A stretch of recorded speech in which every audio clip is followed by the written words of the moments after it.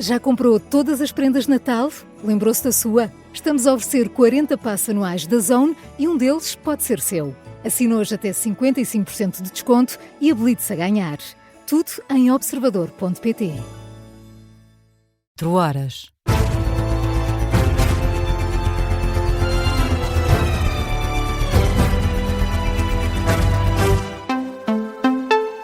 As notícias com Carlos Pedro.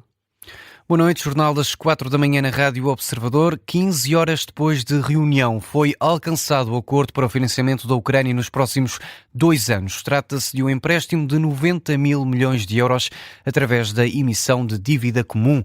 É, portanto, o recurso ao designado Plano B, isto porque o Plano A, um empréstimo de reparações com base nos ativos russos congelados, não obteve consenso devido à rejeição da Bélgica.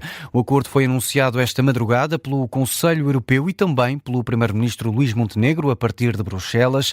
Depois de uma longa reunião dos líderes europeus, Luís Montenegro confirmou o entendimento. O chefe do Executivo revela também que não se esperam encargos financeiros para os Estados-membros. Foi decidido proceder a um empréstimo de 90 mil milhões de euros, que será financiado através de dívida comum que a União Europeia emitirá nos mercados financeiros e que será garantida pelo orçamento da União. Tudo aponta, visto que ainda não temos os detalhes da operação, mas tudo aponta que não haverá encargos financeiros para os Estados-membros e, em simultâneo, o trabalho para a utilização dos ativos russos imobilizados continuará. Luís Montenegro, que elogiou a unidade da União Europeia neste processo, o Primeiro-Ministro diz que os 27 deram uma boa resposta. É uma posição forte da União Europeia, é uma expressão de unidade, de um propósito muito firme e que também queremos possa ser um contributo para acelerar a obtenção de uma paz justa, de uma paz duradoura, porque também é pela capacidade de dissuasão que se pode obter a aceleração dessa paz. Luís Montenegro confirmou também uma pré-decisão para a assinatura do acordo com o Mercosul dentro de algumas semanas, um mês no máximo. E enquanto Luís Montenegro falava ao país, o presidente do Conselho Europeu, António Costa, também dava uma conferência de imprensa ao lado de Ursula von der Leyen. O português sublinhou a união dos países europeus e deixou recados à Rússia e a Vladimir Putin. The message we are sending to Russia today is crystal clear. First, a mensagem que estamos a enviar para a Rússia hoje é clara. Primeiro, os objetivos russos não foram alcançados na Ucrânia. Segundo, a Europa está com a Ucrânia hoje, amanhã e o tempo que for necessário. Terceiro, a Rússia deve sentar-se à mesa de negociações de forma séria e aceitar que não vai ganhar esta guerra. O único caminho para a frente é um cessar-fogo e as negociações para a paz. because the only way forward is a ceasefire and a negotiated peace. António Costa, que anunciou também que a Ucrânia só vai começar a pagar este empréstimo quando a Rússia, por outro lado, começar a pagar as reparações de guerra a Kiev. Continuamos lá por fora. Era português e foi encontrado morto suspeito de ter atirado a matar na Universidade de Brown e de assassinar o físico português Nuno Loureiro. Trata-se de Cláudio Valente, de 48 anos, que vivia há vários anos nos Estados Unidos. Entretanto, as autoridades federais em Boston emitiram um comunicado de imprensa anunciando a morte do atirador da Universidade de Brown e do MIT. Ou seja, parece confirmar-se a ligação entre os dois ataques. As autoridades norte-americanas acreditam que Cláudio Valente é também o responsável pela morte do físico e professor português Nuno Loureiro. Certo é que, de acordo com o Procurador-Geral de Rhode Island, Peter Noronha, Cláudio Valente foi encontrado morto com uma mochila, 2 armas e evidências que o ligam aos crimes. Para confirmar o crime, as autoridades vão agora examinar as armas encontradas na posse de Cláudio Valente. O suspeito esteve matriculado na Universidade de Brown entre abril de 2001 e julho de 2003, confirmou a reitora da universidade. Recordo que este ataque resultou na morte de 2 estudantes e noutros 9 feridos. Continuamos este noticiário com uma notícia observador. Luís Marques Mendes foi alvo de uma denúncia à Procuradoria-Geral da República. Em causa o alegado recebimento de centenas de milhares de euros de uma construtora de Famalicão sem qualquer contrato e sem que os serviços tenham sido efetivamente prestados.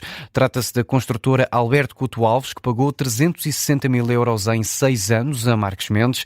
A denúncia enviada para a PGR diz ainda que a construtora também assinou um contrato com a secretária do ex-líder do PSD, Francisco Abreu Lima, mas Marques Mendes nega qualquer envolvimento relativamente a esse vínculo. A queixa foi também enviada para a autoridade tributária. Questionada pelo Observador sobre a abertura de uma averiguação preventiva ou de um inquérito ao candidato, a PGR diz que não confirma nem desmente. Já a construtora que pagou Marques Mendes não respondeu às questões enviadas pelo Observador. Entretanto, o candidato à presidência da República reforça que não existiu qualquer irregularidade ou ilegalidade. Garante que quer na esfera pessoal, quer na esfera societária, todos os impostos foram liquidados e pagos em devido tempo. O secretário-geral do PS, José Luís Carneiro, pede união dentro do partido em torno da candidatura à presidência da República de António José Seguro. Num discurso perante o Grupo Parlamentar Socialista na última noite, num jantar de Natal, José Luís Carneiro considera que a pulverização dos votos apenas beneficia a direita e a extrema-direita. Deixo um apelo a todas as outras candidaturas, naturalmente legítimas e que merecem todo o nosso respeito, mas objetivamente, a pulverização dos votos à esquerda apenas beneficia a direita e a extrema-direita nestas eleições. O secretário-geral do PS que faz um forte apelo perante aquela que diz ser a única candidatura à esquerda capaz de ir à segunda volta, neste caso de António José Seguro. O socialista traçou ainda o caminho para o PS voltar a conquistar a maioria dos portugueses.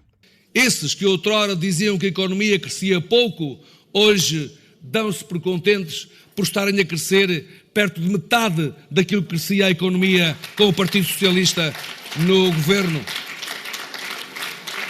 Nós sabemos bem o Estado que queremos construir com as portuguesas e com os portugueses.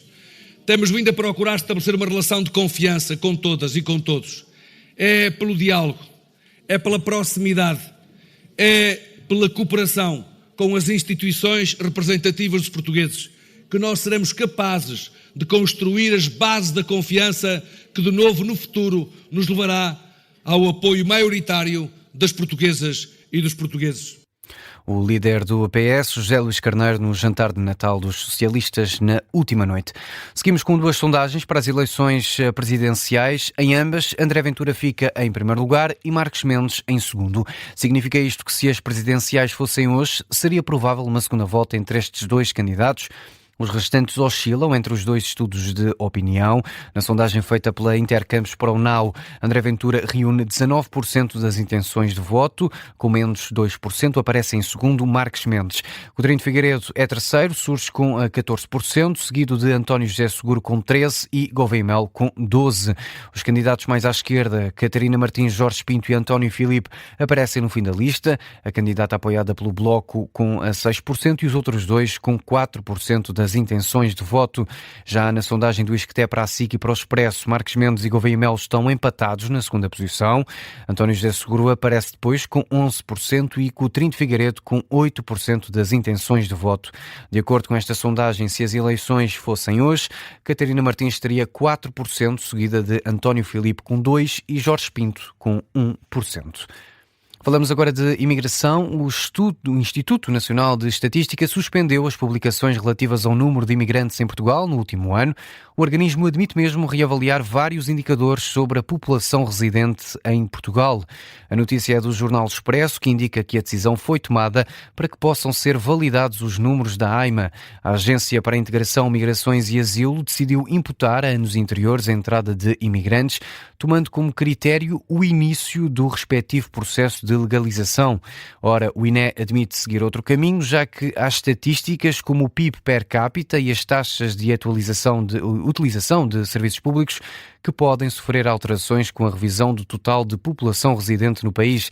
Certo é que esta suspensão cria um vazio estatístico, já que não se conhece a desagregação por nacionalidade dos quase 11 milhões de residentes em Portugal no último ano. O Jornal Expresso falou ainda com autarquias que refutam os números de imigrantes avançados pela AIMA. É o caso do autarca de Odmira, concelho que surge no topo da lista com uma alegada percentagem de 69% da população estrangeira residente. Hélder Guerreiro diz que os números não traduzem a verdade. Fechamos este jornal no desporto. O Futebol Clube do Porto está nos quartos de final da Taça de Portugal, depois de vencer o Famalicão por 4-1. Vitória portista no Dragão, com os golos de William Gomes, Froholt, Samu e PP. Justin Daas ainda empatou para os famalicenses, mas de nada valeu. O Futebol Clube do Porto segue em frente na competição e no final do encontro o técnico Francesco Farioli lamentou que a equipa azul e branca tenha sofrido um golo, mas não tem dúvidas quanto à justiça do resultado. Sim, eu creio que sim. Sim, eu acho que sim. Justa, eu acho que nós merecemos. Eu acho que fizemos um bom jogo contra um adversário que, na minha opinião, jogou muito bem, especialmente na primeira metade, com muita intensidade. Mas eu acho que foi uma ótima performance, muito sólida. Estou desapontado com o gol que concedemos de bola parada, mas o Famalicão é muito forte nisso. Com certeza poderíamos ter feito algo mais e algo melhor, mas, além disso, estou muito feliz com o resultado. Análise à vitória portista de Francesco Farioli. Desta forma, há já clássico marcado entre Futebol Clube do Porto e Benfica nos quartos de final desta Taça de Portugal, um encontro que vai acontecer 14 de janeiro, também no Estádio do Dragão. Quem também garantiu a passagem aos quartos da Taça de Portugal foi o Sporting. Os Leões foram aos Açores vencer o Santa Clara por 3-2. O jogo teve de ir a prolongamento, depois de o empate dos Leões ter surgido através de uma grande penalidade assinalada já em tempo extra. O treinador da equipa açoriana fala num dia negro na história do futebol português. A equipa leonina perdia por 2-1 quando João Pinheiro assinalou um penalti depois de 12 minutos de revisão VAR, mais outros 2 minutos com o árbitro da partida a ver o lance através do monitor. Luís Soares converteu a grande penalidade e no prolongamento Ioannidis acabaria por confirmar o triunfo verde e branco. Em declarações à Sport TV, Vasco Matos admite que ficou apreensivo com a partida. Agora o resto deixa-me a mim e está a começar a deixar toda a gente um bocado assustado. Hoje é um dia negro do futebol, sinceramente. Da forma como isto aconteceu, acho que é um dia, sinceramente, um dia negro. A forma como tudo aconteceu, acho que deixa-nos bastante tristes, preocupados, mas pronto, é a nossa vida, temos que seguir, volto a repetir. Os meus jogadores foram os heróis, a equipa esteve muito bem e isto tem que nos dar força para o resto que aí vem. Já Rui Borges evitou falar sobre o penalti marcado por Luís Soares. As incidências dos jogos acontecem em todos os jogos, por isso não é só neste. Em todos os jogos já há lances, não vi o lance, por isso se ajuizou, não vou estar a discutir a arbitragem, já disse. 2-2, o lance foi penalti, tanto tempo para assinalar um penalti. Por isso, apenas e só, por isso, naquilo que é a nossa parte, convertemos, chegámos ao empate e depois fomos melhores no prolongamento.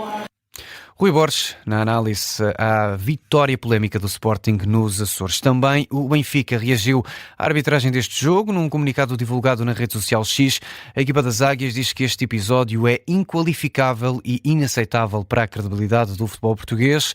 Foi a reação do Benfica a esta arbitragem nos Açores. Fica por aqui este noticiário. A informação regressa com a síntese das 5 da manhã.